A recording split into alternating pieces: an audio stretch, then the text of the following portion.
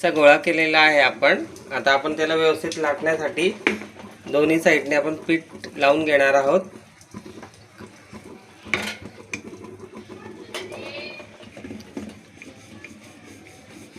छान गोल आकार देण्यासाठी आपण व्यवस्थित त्याला लाटणार आहोत.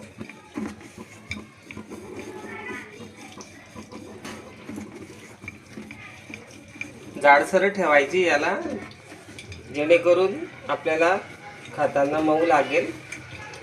गोड दशमी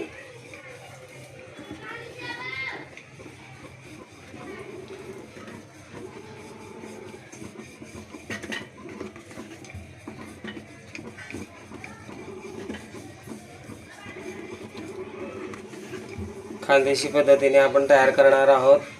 खानदेशी बहीण भाऊ, तुम्ही मना चॅनलला लाईक कर दे जा आणि मना चॅनलला सबस्क्राईब कर दे जा, जेणेकरून तुमना भाऊ पुढे जाईन आणि तुमनं नाव काढीन.